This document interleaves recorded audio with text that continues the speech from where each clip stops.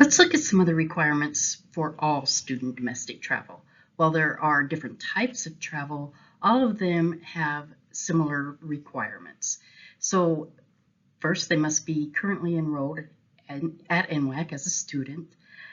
There are several forms depending on the type of trip you're taking, whether it's a field trip, a day trip, or overnight trip. There are approval forms that must be completed and signed by the travel leader or faculty member supervisor. There's a student travel release of liability and medical release form. You can do these once per semester or once per year, depending on how long the travelers are going to be with your group. For faculty, it's typically a semester. For RSO, it may be all academic year. There's the student domestic travel participant list. This is just like the liability waiver. It can be done each semester or each trip or each academic year. And then it's required that you verify students are in good academic and conduct standing through the Office of Community Standards and the Registrar's Office. The forms are all linked to the policy in PolicyStat. I will put that at the end of this training for quick access. And don't worry, there's also a checklist that will help you complete all these forms and be ready to go when the time is there. So now let's look at the different types of travel. We'll start with the academic related travel that is non-overnight, such as those that are required by a course. It says maybe you need to travel to Crystal Bridges and view some art and write a report on it or something similar. So if it's required as a grade for the course, it must be in the syllabus. And then if the trip is for a grade and a student is not allowed to participate due to academic or conduct standing, alternate assignments should be available to those students. For day or field trips that are not overnight, for NWAC, registered student organizations, clubs, programs that are non-academic, if it's an RSO, the travel leader or the RSO leader must submit a request and documentation that is required by the RSO handbook to the Office of Student Life. And remember, that's in addition to the other forms that are required of all student domestic travel. Let's look at overnight travel.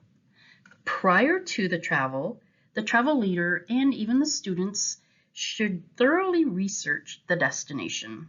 They should look at transportation options, dining options, the venue itself, look at their overnight accommodations and what's available there, entertainment options if that's been built into the itinerary, emergency medical care resources, and any other pertinent local information. Once that's done, the travel leader should create a detailed itinerary and communicate plans and expectations to all participants. In addition to the documents that are required for all student domestic travel, travel leaders should submit the following documents to prc@nwac.edu. They should also keep a copy of those with themselves during travel. The documents include the Travel Emergency Communications Plan. This is a link attached to the student travel policy. Copies of driver's license and insurance for all students driving their own vehicles, and copies of medical insurance cards for all participants.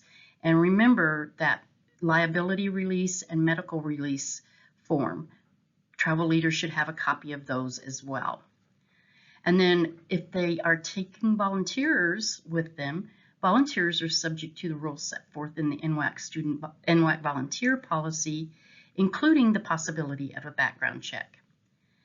Students who fail to submit the required documents will be denied participation. When making overnight arrangements for a hotel or cabin or lodge, wherever you're going to be staying, those arrangements should be made by the travel leader in accordance with NWAC Policy 6002. Considering roommates. In most cases, students should be able to decide on their own roommates, select their own roommates. Of course, this may be decided upon as the group traveling. Every group is going to be different. The exception would be for students that are under the age of 18, travel leaders will assign those students to their rooms. The travel leaders are required to stay at the same lodging as the students, so they can't stay at somebody's house that they know in town. They are required to stay at the same lodging. They are not travel leaders, and NWAC employees that are with the group are not allowed to stay in the same room as the students. And if you have a student who is registered with the Disability Resource Center and is going to require accommodations, check with the DRC. They can provide assistance in helping you determine what those accommodations may be. Now let's take a look at transportation for overnight travel. The first thing to keep in mind that is, whenever possible, students will travel to and from their destinations in transportation provided by the college. There may be some exceptions. This will be made based on the type of trip, the distance of the trip, the availability of transportation, funding, and possibly some other variables. So now let's take a look at traveling by college-owned and/or rental vehicle. The travel leaders will make all the travel arrangements in compliance with NWAC Policy 6002. The drivers of those vehicles must comply with all laws and NWAC policies. The drivers must be NWAC employees. Volunteers, parents, students are not allowed to drive college-owned or rented vehicles. Drivers of those vehicles must participate in the Arkansas Vehicle Safety Program. If you're not sure that you're participating in that, reach out to prc@nwacc.edu. Rental vehicles must be rented in accordance with NWAC Policy 6002. As mentioned earlier, there are some times when exceptions may be made and a person can drive their privately owned vehicle. Some things to keep in mind for that. The personal insurance of the driver is the primary coverage. NWAC does not insure or accept liability for accidents or injuries related to those accidents. Travel leaders should inform any student drivers of these things in writing prior to them driving. Travel leaders may not drive students in their own personal vehicle unless other NWAC arranged transportation is not available. If that's the case, the travel leaders must disclose on their approval form that they will be driving students in their own personal vehicles. Students are not required and should not be forced to transport other students in their own personal vehicles. Approved reimbursements for mileage will be at the college's approval rate. And if the mileage reimbursement is for a student, there's an ad hoc form that must be completed for that reimbursement. That form is attached to the policy. The last form of transportation we'll look at is airplane or other public transit, such as bus, taxi, Uber, Lyft, etc. In most cases, the travel leaders will make all of those arrangements and will pay for it out of the funds for that travel. Many times at the destination, students, if they have free time, will hire other forms of public transportation, such as the bus or taxi.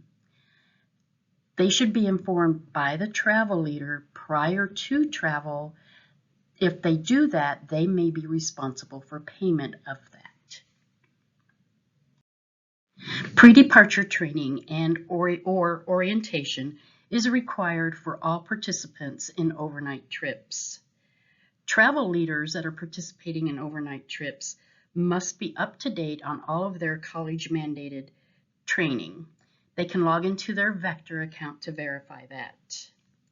Students participating in overnight travel will be required to attend an orientation session hosted by the NWAC Office of Risk Management or the NWAC Office of Community Standards. If these sessions aren't offered face-to-face, They will be provided a pre-departure checklist at least 5 days prior to leaving for the trip.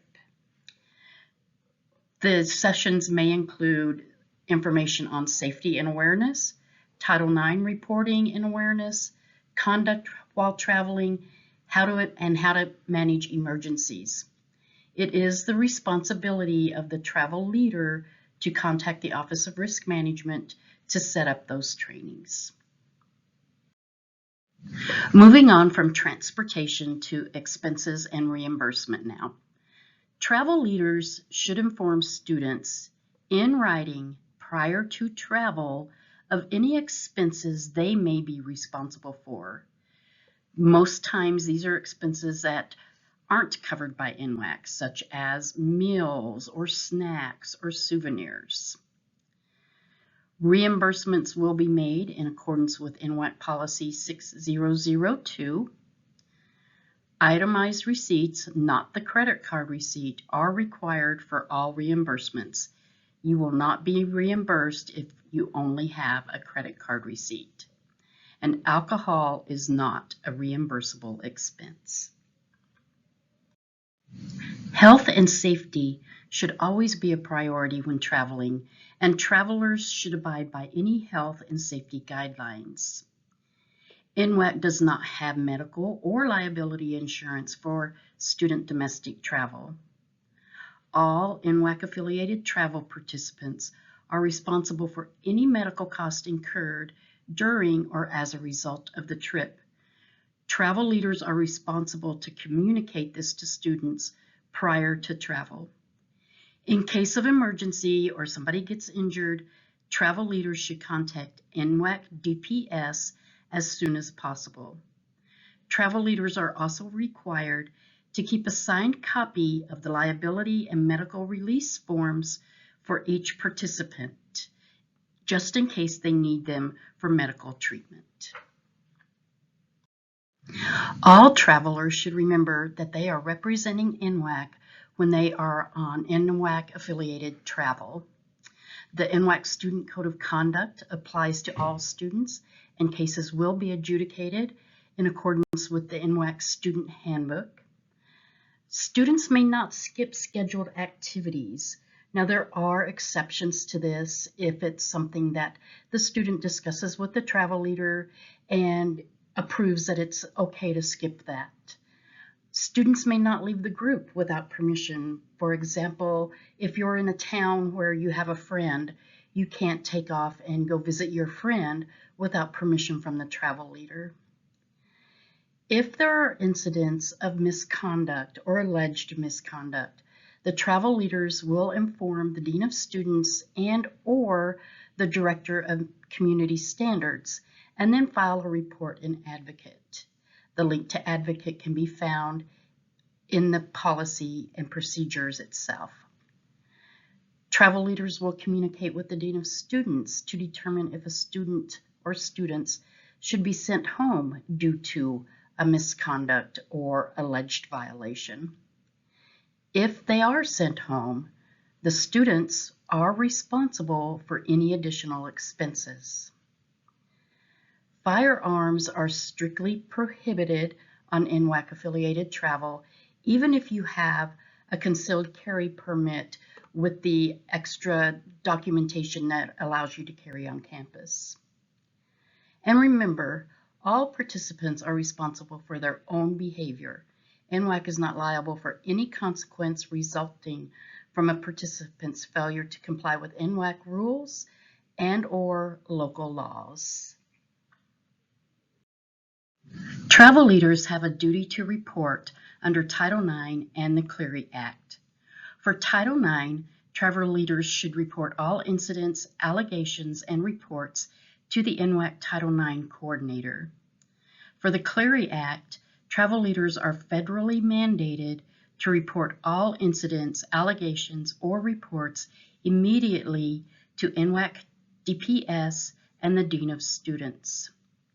Upon return, travel leaders must submit the Clery Act student travel form, whether or not crimes were committed. This should be done as soon as possible upon return and no later than 1 week after return. You can find the link to that form in the procedures. A few more things to consider before we wrap up. If a student will miss class due to travel, it is the responsibility of that student to make arrangements with their instructors and/or supervisors if they're work study or part-time. Keep in mind that while we encourage instructors to allow students to attend travel, they are not required to. Instructors and supervisors may check with the travel leader to ensure that the travel is taking place. Prior to travel, travel leaders will submit all completed travel forms to the NWAC Department of Risk Management at prc@nwacc.edu. NWAC volunteers traveling with students may be required to submit to a background check per NWAC volunteer policy. Travel leaders are responsible for ensuring all NWAC policies and procedures are followed, and all participants are responsible for following all NWAC policies and procedures as well as local laws. We wish you happy travels, and if you have any questions, please reach out to compliance@nwac.edu.